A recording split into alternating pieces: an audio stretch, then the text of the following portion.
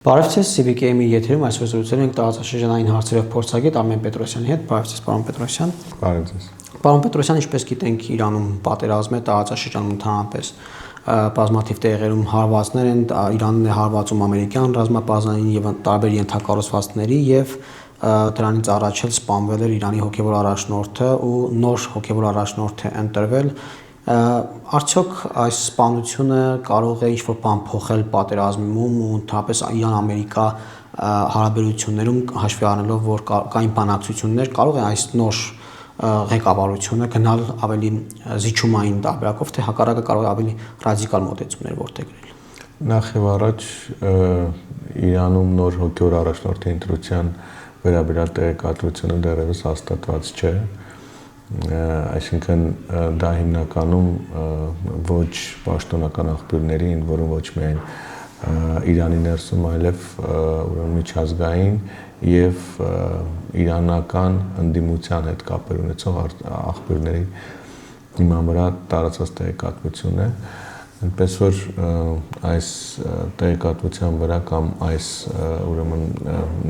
լրատվական թեզի վրա չեմ ուզում ֆիքսվել, ավելի շատ երևի թե փորձենք հասկանալ համակարգի հետագա կենսագործունեության, որտեղ նոր հոգեվոր առաջնորդը որպես այդպեսին սիմվոլիկ առումով նույնացում է համակարգի հետագա կենսագործունեության հնարավորության հետ։ Այս պահին կարելի է նշել, որ չնայած հոգեվոր առաջնորդին շարքից հանելուն, այնուամենայնիվ իրանական համակարգը շարունակում է գործել եւ ժամանակավոր առաջնորդության խորհուրդ է ձևավորվել եւ այդ խորհուրդը ըստ էության կարողանում է համակարգել ընդհանուր առմամբ Իրանում իշխող համակարգի գործունեությունը, որտեղ տեսնում ենք, որ այնուամենայնիվ զինված ուժերը դեռևս շարունակում են դիմադրել եւ նաեւ պատասխանել հակառակորդին երկրի ներսում, չնայած որ ինֆորմացիան բավականաչափ սուղ է,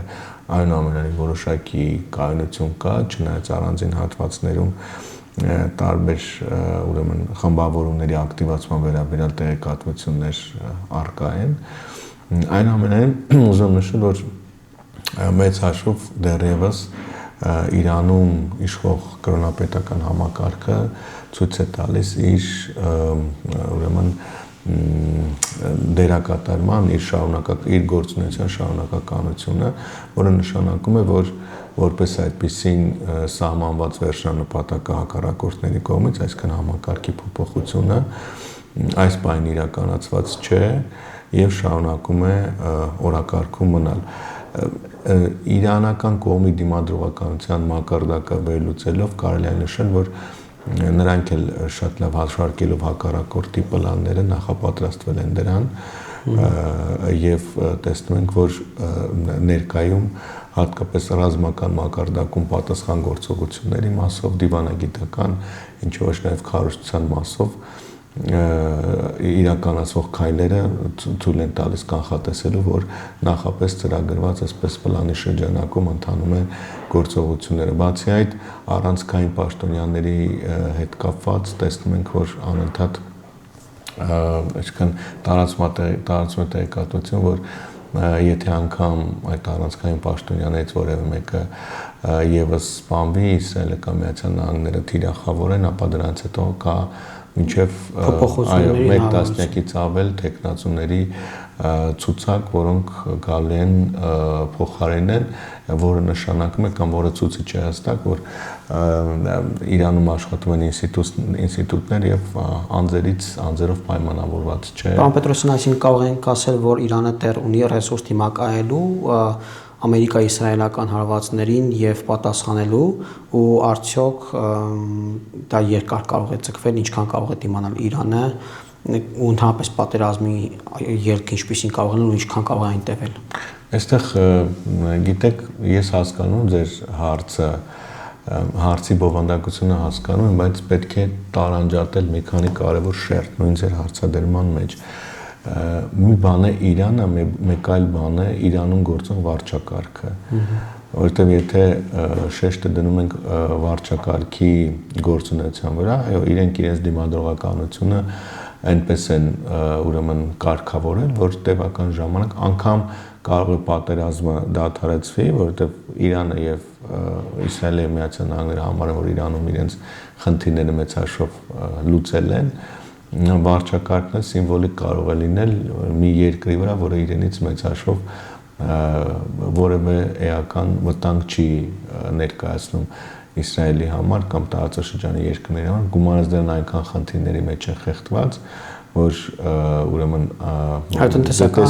տասնամյակներ շարունակ դեռևս փորձել է դեռևս երկրի ներսում իր խնդիրները լուծել։ Այնուամենայնիվ մինչև այս պատերազմը Իրանում գործում էր վարչակարգ, որը գոնե երկրի ինքնիշխանությունը կարողանում էր պահպանել։ Կայունությունը երկրի ներսում ճիշտ է դժվարությամբ, հատկապես ուժի կիրառումը, բայց կարողանում էր պահպանել, նաև տնտեսական խնդիրը, բայց կարողանում էր պահպանել։ Դրա վառապացույցը դեկտեմբերի վերջին 2025 թվականի եւ 26 թվականի հունվարի առաջին երկու շաբաթներին տեղ ունեցած իրադարձություններն ուժով, բայց համակարգը կարողանում էր այդ կայունությունը պահպանել։ Հիմա այս գործողություններից հետո վստահաբար եթե անգամ այս վարչակարգն մնա, այսինքն շարունակի իր ուրեմն դերակատարումը, նրա առանցքային խնդիրը լինելու է նախ վարչակարգի ներսում տարբեր ուրեմն խմբերի միջև այդ մրցակցությանը դիմակայել, նոր առաջնորդի մասին է խոսքը։ Հետո նաև ամբողջ երկրի տարածքում պետության ինքնիշխանությունը ապահովել։ Այնպես որ եթե դիտարկում ենք, պետք է տարանջատել Իրան եւ Իրանում իշխող վարչակարգ։ Իրանում իշխող վարչակարգի, այսպես ասեմ, դիմադրողականության հիմնական սկզբունքը կամ այդ հաղթանակի պայմանական հաղթանակի խորհրդանիշը ուրեմն իր դերակատարման ապահովումն է հետագայում ռազմական գործողություններից հետո։ Այսինքն, այսպես ասենք, պայմանական այսպես ձևակերպում տանք դիմադրողականություն, վարչակարգի դիմադրողականություն անգամ Իրանի պարտության դեպքում։ Պարոն Պետրոսյան, Իսրայելի եւ Միացյալ Նահանգների նպատակը Իրանի դիմադրողականության չեզոքացումն է, թե վարչակազմի փոփոխությունը։ Այսինքն, այստեղից մենք կարող ենք արդեն եզրակացնել, եթե իմանանք որն է նպատակը, կարող ենք եզրակացնել եւ կդադարեցվի պատերազմը իրենց կողմից։ Շատ լավ հարց եք տալիս եւ տրամաբանական հարց եք տալիս։ Այսինքն, վերջնանպատակը երկու թիրախների դեպքում էլ նույնն է։ Եթե փոխում է վարչակարգը, այստեղ ուրեմն հաստատվում է նոր վարչակարգ, բնականաբար նա իր քաղաքական ուղեգծով այլևս չի տրամաբանորեն այդպես այլևս վտանգ չի ներկայացնելու Միացյալ Նահանգների համար եւ հատկապես Իսրայելի համար։ Եթե այս մեխանիզմը չի աշխատում, մյուսի դեպքում մնում է վարչակարգը, բայց մնում է այնպիսի ենթակառուցվածքների վրա, որը էլ իրենից վտանգ չի ներկայացնում։ Իսկ Իսրայելի եւ Միացյալ Նահանգների նպատակները նույնական են։ Նույնական չեն, որովհետեւ այնուամենայնիվ Միացյալ Նահանգների համար շատ ավելի նախընտրելի է մերձավոր արևելքում ավելի կառավարելի իրավիճակ։ Կառավարելի, այսինքն կայուն Իրան, բայց թուլացած նորմալ վարչակարգով։ Իսկ Իսրայելը ցանկանում է Իսրայելի համար շատ կարևոր է, որպեսզի տարածաշրջանում հատկապես իր անվտանգությանը մարտահրավեր հանդիսացող երկրների պարագայում տևական անկայունություն, տևական վտանգ, այսինքն անընդհատ սպառնալիքներ, որովհետև Իսրայելի քաղաքականությունը մի փոքր ավելի երկարաժամկետ հեռանկարով ռազմավարական խնդիրների լուծում, այսինքն տարածաշրջանում բացառել այնպիսի երկրների արկայությունը, որոնք ինչ որ պատմափուլում կարողանան վտանգ եւ սպառնալիք ներկայացնել Իսրայելի համար։ Դիցուք այս պահին Իսրայելը կարողանում է այս խնդիրները լուծել, որտեղ Միացյալ Նահանգների հետ կա բավականաչափ ներդաշնակ համագործակցություն, դրան գումարած աշխարհում եւ տարածաշրջանում իրավիճակը բարենպաստ է, բայց ասենք կարող է ինչ-որ փուլ լինի, երբ որ ուրեմն կարգը թե տարածաշրջանում, թե աշխարհում փոխվի, տարբեր դերակատարների տարբեր անենք տարածաշրջանի երկրներում փոխվեն իշխանություններ,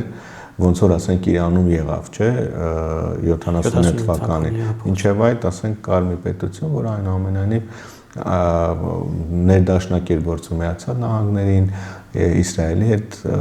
համագործակցում էր, այո։ Հիմա Իսրայելի նպատակը այն է, որպեսզի տարածաշրջանում չլինի այնպիսի երկիր, որը անգամ ներքին զարգացումներով պայմանավորված կարող է վերածվել, եւ այդ տեսանկյունից երբ որ դիտարկում ենք Իսրայելի ռազմավարական նպատակներից մեկն է, քանի որ Իսրայելը ինքը փոքր պետություն է, փոքր եւ տարածքի առումով եւ բնակչության առումով, եւ նրա հարևանությամբ երկրներ են, որոնք մի քանի անգամ այդ բնական ռեսուրսներով գերազանցում են, Իսրայելի ռազմավարական նպատակն է տարածաշրջանում բազմաթիվ փոքր երկրների առկայությունը, որոնցից յուրաքանչյուրի հետ հարցերը ինքը ինքնուրույն կարողանա լուծել առանց Միացյալ Նահանգների ռազմավարական նպատակը Իսրայելի դա է։ Դրա համար այստեղ մենք տեսնում ենք մոտեցումների տարբերություն, մանավանդ Միացյալ Նահանգների դեպքում Միացյալ Նահանգների պատասխանատվությունը շատ ավելի մեծ է, ոչ միայն Իսրայելի անվտանգության ապահովում, այլև տարածաշրջանի բազմաթիվ երկրների, որոնք շատ կարևոր են Միացյալ Նահանգների համար եւ որոնց անվտանգությունը, որոնց տնտեսական տարածաշրջանային ազդեցությունը եւ դերակատարումը Միացյալ Նահանգների համար սկզբունքային նշանակություն ունի որպես գերտերություն։ Տեսեք նույն այս պատերազմի պատճառով, երբ որ Կատարը, Արաբական Միացյալ Էմիրությունները, Սաուդյան Արաբիան խնդիր ունեն օրինակ նավթի կամ բնական գազի արտահանման, դրանից տուժում են միջազգային գները, որը արդեն խնդիրներ է առաջացնում Միացյալ Նահանգներին։ Եվ ամերիկյան կազմակերպություններն են։ Պարոն Պետրոսյան, հնարավոր է ցամաքային գործողությունների անցնեն Իսրայելը եւ Միացյալ Նահանգները, այդ թվում մյուս իրենց գործընկերներ կամ հիբրիդային տարբերակով։ Հիբրիդային տարբերակով կարծում հնարավոր է եւ ներկայում հենց դրա համար համապատասխան կարծես թե գործողություններ եւ սցենարներ են գործարկում, հատկապես քրդերի վերաբերյալ տեղեկատվությունը, եթե հաշվի ենք առնում, վերջին օրերին նշվում է, որ Իրան-Իրաք սահմանին եւ Իրաքի տարածքում եւ նաեւ Իրանի տարածքում քրդական տարբեր խմբավորումներ Միացյալ Նահանգների եւ Իսրայելի հետ համագործակցությամբ պատրաստում են ցամաքային գործողություններ։ Իհարկե պաշտոնական աղբյուրները հերքել են, բայց անգամ այս հայտարարությունները այս պահին դրանք նպատակ են, այո, Իրանի իշխանությունների վրա ուրեմն ճնշում գործադրելու գործիք են, այսինքն սա ինչի մասն է խոսում։ Սա հստակ խոսում է այն մասին, որ եթե հակամարտությունը երկարում է, Իրանում գնալու է մասնատման սցենար։ Դիցուք որպես օրինակ կարող ենք նշել Սիրիան։ Այո, Սիրիան մի պահ հնարավոր եղավ կանգնեցնել, բայց ինչի հաշվին հնարավոր եղավ, այնտեղ վարչակարգի փոփոխության։ Եթե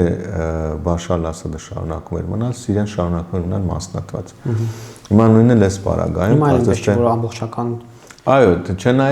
չնայած այո, այսպես ասեմ, հիմնականում կառավարելի է, բայց ցանկացած պահի, եթե չլինի նույն տարածաշրջանի երկրների եւ Միացյալ Նահանգների այսպես վերահսկողությունը կառավարումը Սիրիային, նույն սցենարը, այլևս մասնատման սցենարը գնալու է։ Իրանում նման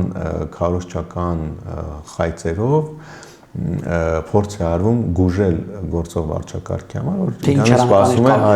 այո, այսինքն այդ օրինակը ես բերեցի, այսինքն Իրան կարող են մնալ որպես այդպեսին, բայց իրենց գլխավոր խնդիրը լինելու է դեռևս երկրի ներսում ինքնիշխանության ապահովումը, որը բավականաչափ բարդ է, ընդ որում ի տարբերություն Սիրիայի, այստեղ շատ ավելի մեծ հատկապես էթնիկ բազմազանություն կա, եւ բացի դրանից ամեն մի հարևանը Իրանի հստակ ազդեցություն ունի իր հարևանությամբ գտնվող այդ էթնիկ խմբերի վրա։ Այդտեղ կա Պակիստանի հանգամանքը, Սաուդյան Արաբիայի հանգամանքը, Արաբական Միացյալ Էմիրությունների հյուսիսում Ադրբեջանի, Թուրքիայի հանգամանքը, դեպի արևմուտք քրդերն են, որտեղ Միացյալ Նահանգների եւ Իսրայելի աջակցություն կա, Պակիստանի հարևանությամբ նշեցի, բելուջների խնդիրը կա, այսինքն բազմաթիվ նման հնարավորություններ կան, որոնք վստահաբար փորձելու են օգտագործել։ Եվ ցամաքային գործողությունների մասով ցամաքային գործողությունները չեմ կարծում, դրա կարիքը մեծ հաշվով չկա, այսինքն ցամաքային ակտիվ ռազմական գործողություններ կարծում եմ դրա կարողություն չունի, որտեղ ինչպես արդեն նշեցի, այլ սցենար է գործարկում։ Չի բացառում հատուկ նշանակության գործողություններ, այ դա կանխատեսելի է։ Բայց որ ասենք ցամաքային զորքեր մտցնեն եւ տևական հատուկ ռազմական գործողություն SVO դե հա, չէ, բայց ոչ այդ մասշտաբի։ Այսինքն կոնկրետ թիրախային գործողություն ինչ որ օբյեկտ վնասազերծելու կամ ինչ որ պաշտոնյաների շարքից այսինքն այդ նպատակով հնարավոր են գործողություններ։ Հիմնական խաղադրույքը կատարվում է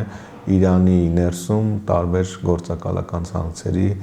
ակտիվացումը։ Այս պահին իմ կանխատեսումը այդպեսին է։ Դուք նախորդ հարցում նշում եք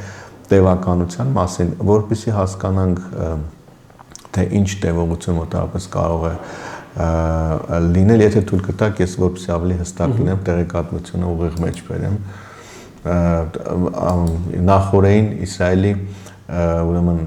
պաշտպանության բանակի գլխավոր շտաբի պետներ հանդես եկել տեղեկատվությամբ, այստեղ շատ կարևոր է որպեսզի հասկանանք, որտեղ հենց խնդիրները մեծ հաշվով, որոնց մասին ես նշեցի, որոնք դրված են Իսրայելի առջև, հենց այս տեղեկատվության վրա նաև հիմնվելով կարելի է վերլուծել։ Տեսեք, փաստացի ընդամենը շուտով վաղը կլրանա ռազմագործողության մեկ շաբաթը տեսեք իրականացնել են 2500 հարված, կիրառել են մոտ 6000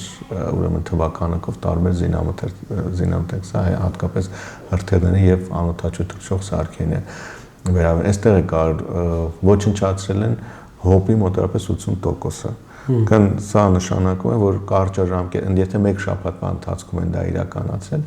ենթադրել որ եւս մեկ շաբաթվա ընթացքում ամբողջովին, այո, ամբողջովին Իրանի օդը կլինի իրենց վերահսկողության տակ։ Իսկ հիմա ինչպես են աշխատում, նաև փորձում են իրենց ռազմագործողությունների արդյունքում փորձում են տեղորոշել թե հոպը որ երկրի որ հատվածներում է մնացել,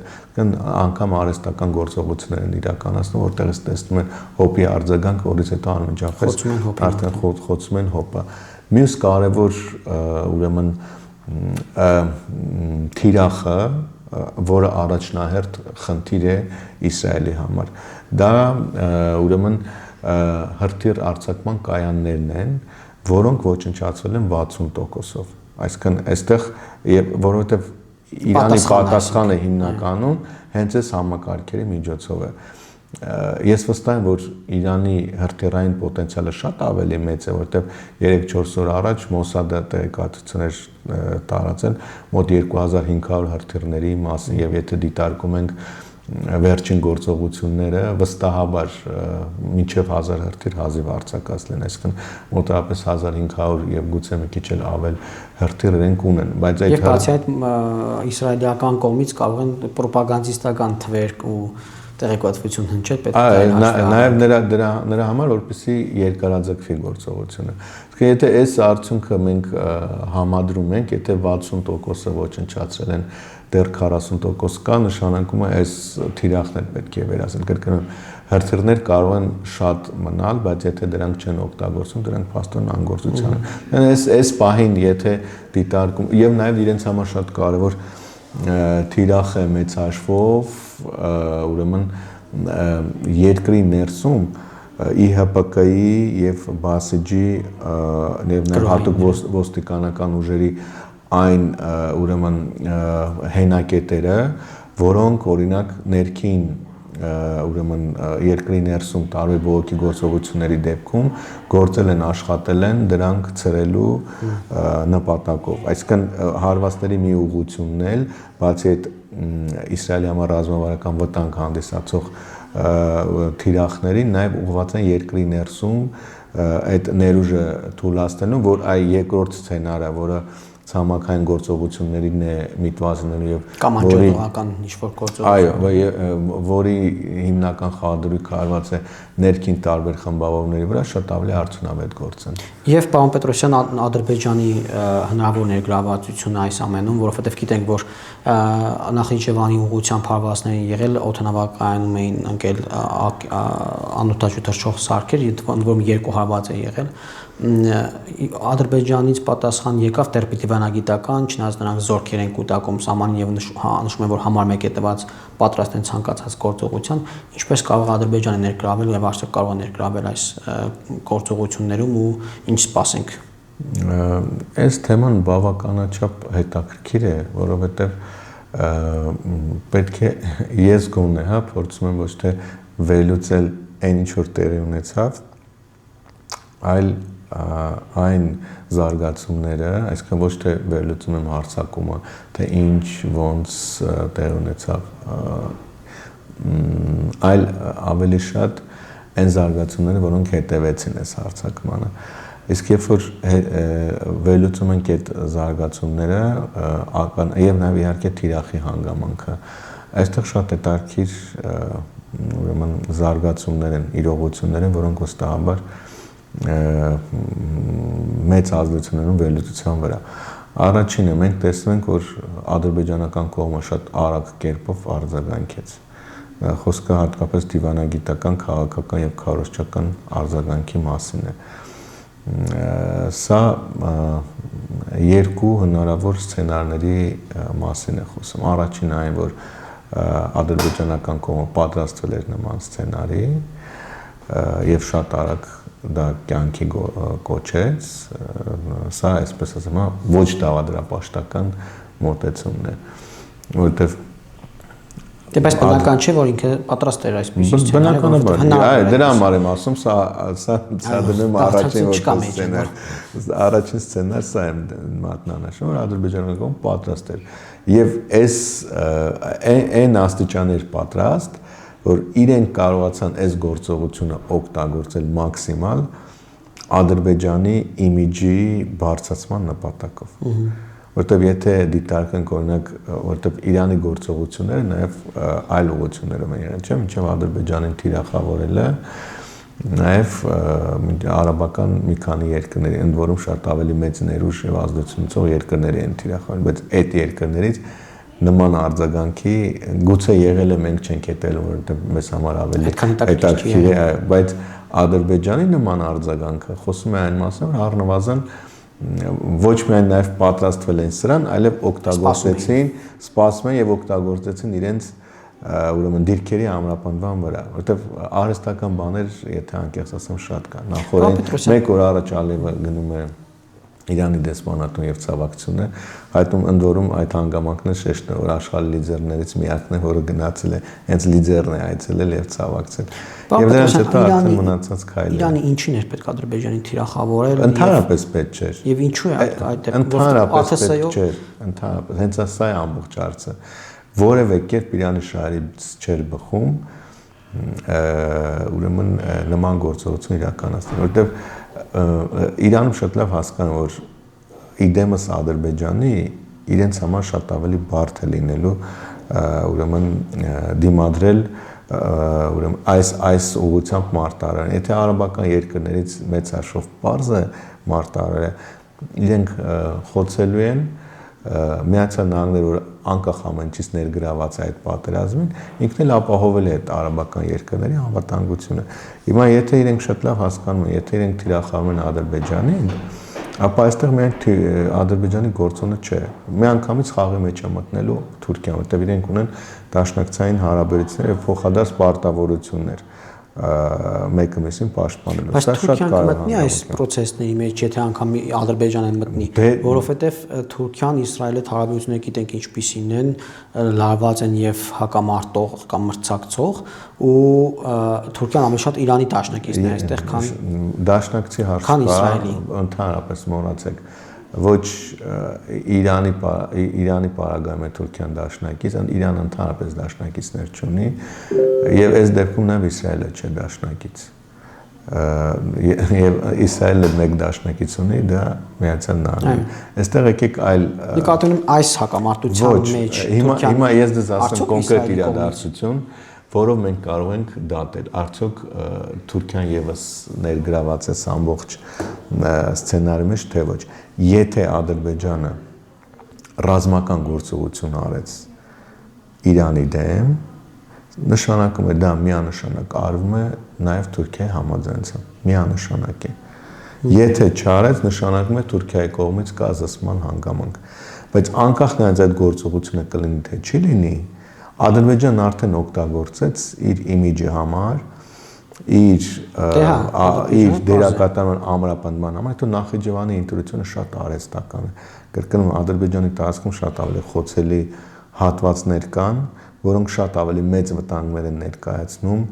Իրանի համար, քան Նախիջևանն է, որտեղ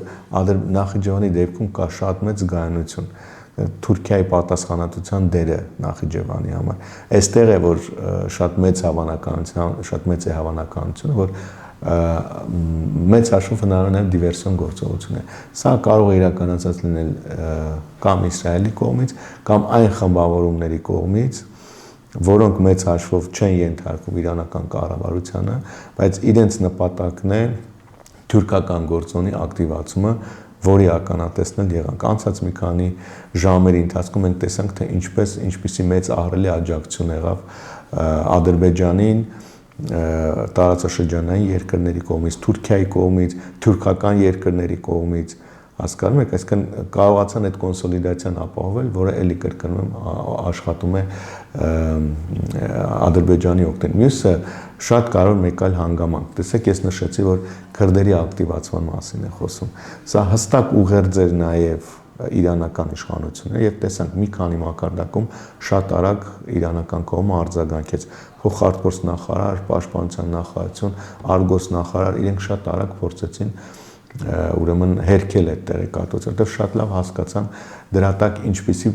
ռումբ է դրված։ Սա հստակ ուղերձ է, եթե իսրայելական կողմից նախապատրաստած իրականացած գործողություն է։ Մի կողմից նպատակն է Ադրբեջանը եւ Թուրքիան եւս ներքաշել եւ Իրանի ամբողջ հարևանությամբ, որտեղ նայեք, շատ հետաքրքիր է, ստացվում է, եթե այսպես ասեմ, թակարդը աշխատում էր, Թուրքիան եւ Ադրբեջանը եւս մտնում են պատերազմի մեջ, եթե ասում եմ ամբողջովին աշխատում են։ Վստահաբար այդ պատերազմին, այսինքն մասնակից է դառնում Պակիստանը, քան անմիջապես այսպես հսկայական օղակը սեղմում է եւ իրանական իշխանությունները փաստացի ավելի մեծ խնդիրների էին բախվելու։ Մյուսը սա ուղերձ էր նրան, որ եւ նաեւ Իլհամ Ալիևը իր պատասխան խոսքում անվտանգության խորհրդի նիստում այդ մասին նշեց, Իրանում ապրող մոտ 2 միլիոն ադրբեջանցիների մասին։ Սա հստակ մեկ այլ ուղերձ է Իրանի իշխանություններին, որ քրդերից բացի կարող են ակտիվանալ նաև թուրքախոսները եւ այդ իմ ասած մասնատման սցենարը։ Եվ վերջում շատ կարճ սպասենք իրանական իշխանությունների կողմից համաձայնություն կամ բանակցությունների սեղանին վերադարձի հնարավորություն, որպեսզի հնարավոր այդ հետևանքները, որոնք կարող են լինել օրինակ եւս մեկ շաբաթ պատերազմի ձգձգվելու դեպքում տեղի չունենան։ Չեմ դժվար հարց եք տալիս, չեմ կարող սա պատասխանել, որովհետեւ տեսեք, ես կարճ բնորոշեմ սցենարը, հա, կամ ելքը այս պատերազմի։ Իրանական վարչակարգը կարող է հաղթել։ Բայց ոչ հաղթելը ճակերտերը, որտեղ հաղթել նշանակում է շարունակել մնալ, ասենք այդ վտանգը Իսրայելի համար։ Չէ, մնալ այդ փլատակների վրա, որպես այդպեսին շարունակել իր իշխանությունը, բայց Իրանը արդեն իսկ պարտվել է, հասկանում եք, եթե այս սցենարով են, եթե իրանական իշխանությունները գնացին պատերազմի, որտեղ այդ սցենարը եւս կար նախապես մինչեւ պատերազմի սկսելը գնալ եւ պայմանավորել, ինչի բացառում, որ իրենք շարունակեն գնալ մինչեւ, որտեղ ես դա եմ տեսնում, այսինքն այդ կենաց է մահու պայքարի։ Դա վատակույն սցենար կլինի Հայաստանի համար։ Ընդհանրապես Իրանի որպես գործոն չեզոքանալը տարածաշրջանում, ընդ որում ոչ միայն Հայաստանի համար, նաև նույն արաբական երկրների համար վատակույն սցենար է լինելու, որտեղ Իրանը այնուամենայնիվ որպես նախապատերազմյան անգամ դիրքերով էլի բավականաչափ թույլատրել։ Ինքը հավասարակշռող գործոն էր, այո։ Հիմա փաստացի անկախ արդյունքից մենք տեսնում ենք, թե որքան է ուժեղանալու թուրքական գործոնը տարածաշրջանում։ Իսկ ես գործոնը, ես անկախ այն հանգամանքից, թե ներկայում մենք ինչ հարաբերություն ունենք թե Ադրբեջանի հետ, թե Թուրքիայի հետ, այսինքն մեր շուրջ անվտանգային միջավայրը բավականաչափ կառավարել է, այստեղ կա Միացյալ Նահանգների ներկայություն, բայց այնուամենայնիվ այդ հավասարակշռության այդ կարգի խախտումը բավականաչափ բարդացնում է Հայաստանի մանևրի հնարավորությունները։ Մենք նման իրավիճակի արդեն բախվել ենք 2020 թվականից եւ հատկապես 2022 թվականից հետո մեր տարածաշրջանից, որ Ռուսաստանի դերի թուլացմամբ թուրքական գործոն այն աստիճանի աճեց, որ հայաթափվեց Լեռնային Ղարաբաղը։ Հիմա պատկերացեք արդեն մյուս գործոնը, որը բալանսավորել դա Իրանն էր եւ հատկապես այդ բալանսավորումը Հայաստանի հարավի մասով էր, այդ գործոնը չկա։ Իհարկե դրան որպես հակակշիռ մենք ունենք Միացյալ Նահանգների հետ սերտ համագործակցությունը, բայց երբ որ մեծանում է թուրքական գործոնի ազդեցությունը այս տարածաշրջանում, նաև թուրքական գործոնի կշիռն է աճում։ Եվ տեսեք, ես որ նշեցի, որ Ադրբեջանը օգտագործեց այս բոլոր իրադարձությունները իր իմիջի աճի համար, այո, սա հենց դրան էր միտված, որովհետև վաղը մյուսօր, ասենք, երբ որ կրկին ակտիվանան թրիպի շուրջ բանակցությունը եւ հենց Նախիջևանի թիրախավորման հարցը, ինքը շատ ավելի է հիմնավորել, թե ինչի որքան կարևոր է թրիպը նաեւ Ադրբեջանի համար։ Հա, այսինքն այս առումով Ադրբեջանն էլ կարծես թե ռազմավարական հաշվարկներ ունի եւ առայժմ գոնե փորձում է բավականաչափ գրագետ կերպով օգտագործել այն հակամարտությունը, որը մեր տարածաշրջանի հարևանությամբ տեղի ունի։ Պարոն Պետրոսյան, մենք ինչ պետք է անենք, շարունակենք այն չեզոք եւ ոչ կողմից ինչ որ մեկի կողմը թեքվելուց քաղաքականությունը։ Թե այլ տարբերակ չունենք։ Այսինքն տեսեք անգամ Ադրբեջանի եւ Հայաստանի արտգործնախարարների միջև հեռախոսազրույցը։ Սա խոսում է այն մասին եւ Հայաստանի Հանրապետության եւ Արաբական Միացյալ Էմիրությունների միջև արտգործնախարարների միջև հեռախոսազրույցը։ Սա այն դիրքորոշումն է, որի սկզբանը որթեգրվել էր եւ որը որ շարունակվում է։ Այսինքն միանշանակ է, որ մեր խնդիրը առաջին հերթին թույլ չտալ, որպեսզի մեր երկրի տարածքը եւս որևէ կերպ թիրախավորվի, սա առաջին։ Երկրորդը մենք ունենք կառավարելի անվտանգային միջավայր Հայաստանի շուրջ, խոսքը վերաբերում է Ադրբեջանի եւ Թուրքիայի հարաբերությունին, եւ երրորդը պետք է ամեն կերպ պահպանել Միացյալ Նահանգների հետ էլի բավականաչափ կարևոր հարաբերությունները, որովհետեւ այն ամենին այս միջավայրը, որ մենք ունենք, առաջին հերթին Միացյալ Նահանգների հետ համագործակցության շնորհիվ է։ Եվ հաշվի առնելով այս համագործակցությունը, պատերազմի այդ կերպով հաշվի առնելով այս համագործակցությունը, պատերազմի վերաբերյալ ցանկացած ուղերձ առաջին հերթին տեղավորել Հայաստան Միացյալ Նահանգներ հարաբերությունները որևէ կերպ վտանգի տակ չդնելու տրամաբանության մեջ։ Շնորհակալ եմ, պարոն Պետրոսյան։ Ես եմ շնորհակալ։ CVK-ի եթերում զրուցեցինք Ամեն Պետրոսյանի հետ, տեսություն կհանդիպենք։ Հավանիր տեսանյութը եւ բաժանորդագրվիր նորությունները բաց չթողնելու համար։